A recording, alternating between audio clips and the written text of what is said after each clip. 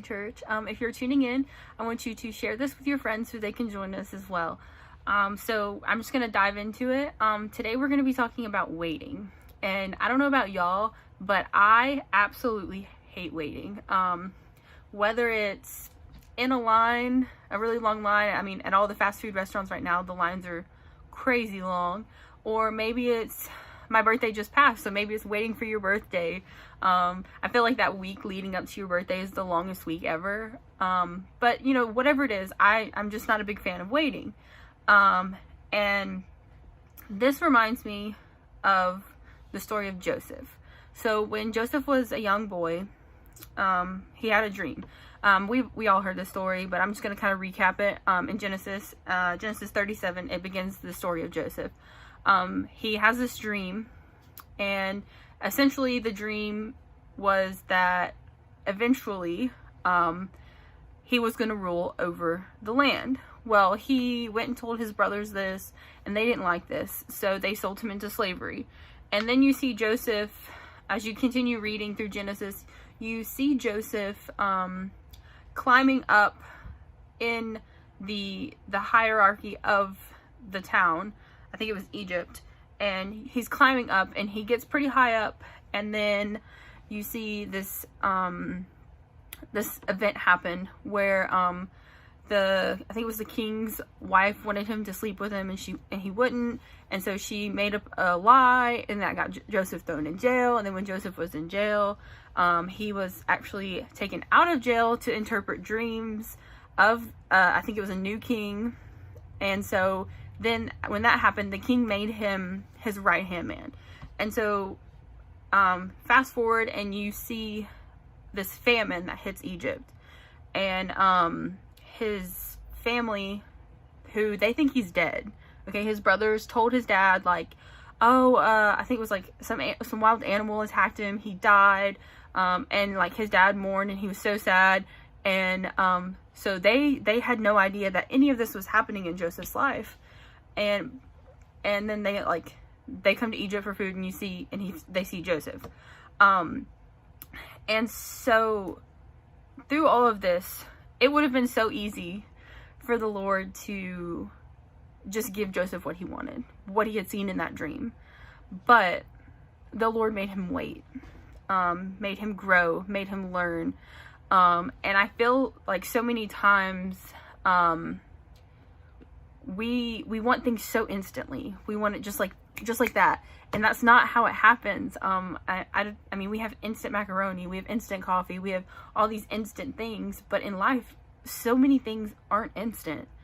I don't know, like, I can't even think of one right now, but I know, like, just life in general is not this snap of your fingers and you have what you want. We have fast food, but I know for a fact that, like, if you go to McDonald's and you get a hamburger, it's a hamburger. It's, it's got meat, cheese, whatever else you want on it. You get a Big Mac, okay? But it's quick, it's fast, and it's not as good as there's this place in Shreveport called Twisted Root. If you go to Twisted Root and you sit and you wait for that hamburger, it's going to be so much better. And then, like, imagine going to a fancier restaurant and getting a hamburger, an even fancier one than Twisted Root.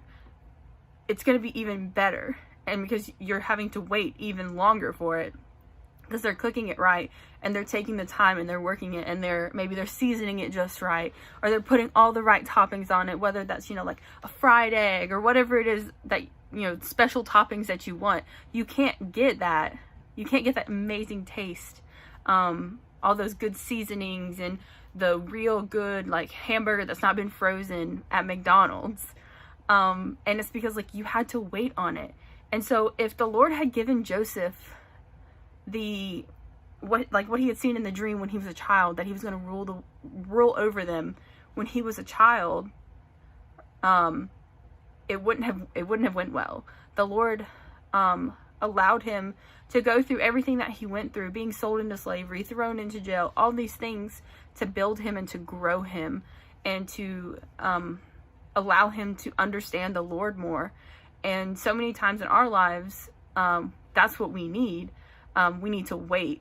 And as much as I hate waiting, I know That like it's so important to wait on, whether it's waiting to make sure that you get the right job, or waiting and kind of feeling it out and seeing if that person, that guy or girl that you like, is actually a good person that the Lord wants you to be with, or you just like them because of how cute they are, or whether it's whatever it is. Like, there's a reason the Lord has you waiting, and when you try to rush the Lord's timing, it never works out right.